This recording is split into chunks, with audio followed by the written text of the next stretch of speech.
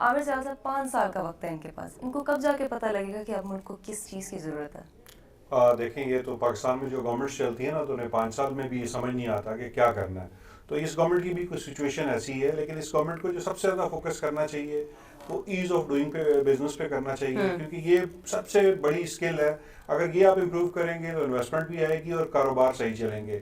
I T پہ focus کرنا چاہیے، ٹیکنالوجی سیکٹر پہ فوکس کرنا چاہیے. اس میں بہت زیادہ جابز ہیں، بہت زیادہ گروتھ ہے اور بہت ارجنٹلی ہو سکتا ہے. آپ اوبر کی مثال دیکھ لیں، آپ کریم کی مثال دیکھ لیں، جابز ہیں اس میں بہت زیادہ، گروتھ بہت زیادہ ہے. یہ ڈرائیور ہیں اکانومی کے. تو ٹیکنالوجی پہ گورنمنٹ فوکس کرے، آئی ٹی سیکٹر میں نئے بزنسز کے آغاز کے لیے مواقع دے، اور یہ ایز آف ڈوئنگ بزنس سے ہوگا. پیمنٹ کا میکانزم جو ہے میں پھر ایکسٹرنل فیکٹر پہ جاؤں گی. جس طرح مائک پومپیو کی اسٹیٹمنٹ ہے کہ آئی ایم ایف کے قرضے سے چائنا کے قرضے نہ اتارے جائیں. ویئر ڈز دیٹ ٹیک اس؟ دیکھیں جو آئی ایم ایف سے جب بھی آپ قرضہ لیتے ہیں تو اس میں جو ہے پولیٹیکل جو پریشرز ہیں وہ بہت زیادہ ہوتے ہیں. تو ظاہری بات ہے اگر آپ سی پیک پہ جا رہے ہیں، چین کے ساتھ اپنی الائنمنٹ کر رہے ہیں، تو آپ کو امریکنز جو ہیں وہ اتنی آسانی سے نہیں کرنے دیں گے. تو آپ کو جب بھی آئی ایم ایف کا پروگرام ملتا ہے تو اس میں امریکنز کی اشیر بات شامل ہوتی ہے. جب بھی ریلیف ملتا ہے آئی ایم ایف سے تو ان کی اشیر بات شامل ہوتی ہے. کیونکہ ان کی انڈیا کی فورن پالیسی میں کیسی جاتی ہے، کیسے مینیفیسٹ ہوتی ہے.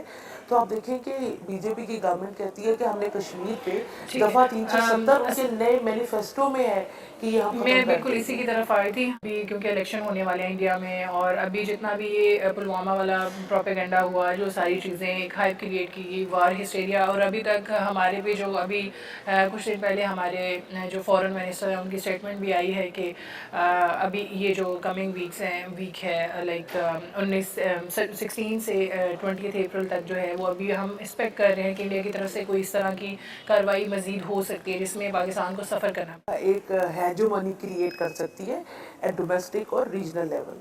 سو جب آپ انڈیا کی فارن اینڈ ڈیفینس پالیسی دیکھیں، ابھی جس طرح بی جے پی کا مینیفیسٹو آیا جو پچھلی دفعہ بھی تھا کہ وہ کشمیر کا آرٹیکل 370 جو ہے اس کو ختم کر دیں گے. یہ آئیڈیالوجی ہی ہے جس میں وہ اپنے پرانے پولیٹیشینز کے کہے ہوئے فیصلوں سے بھی ریورٹ کر رہے ہیں تاکہ وہ ایک لارجر ہندو آئیڈیالوجی کے طور پہ سامنے آ سکیں، which is really important. So B J P جب کہتی ہے کہ ہم ہمسایہ ملکوں کی طرف سختی سے بات کریں گے، ہم ہمسایہ ملک ممالک کو وہ کے ساتھ، جس طرح ایک چھوٹی سی اگزامپل ہے کہ پاکستان کو وہ کہتے ہیں کہ ہم آپ خون اور پانی اکٹھا نہیں بہہ سکتا، ہم آپ کا واٹر ایشو پہ آپ کو پرابلم کریں گے، ہم آپ کا پانی روکیں گے، جو کہ وہ نہیں روک سکتے as per international rules and regulation, as per UNO، as per Indus water treaty. So there are so many checks and balances on that. میں آپ سے پوچھنا چاہوں گی کہ ان کی جو ڈیفینس پالیسی ہے یا جو ان کی نیشنل پالیسی ہے ریگارڈنگ ریجنل بھی.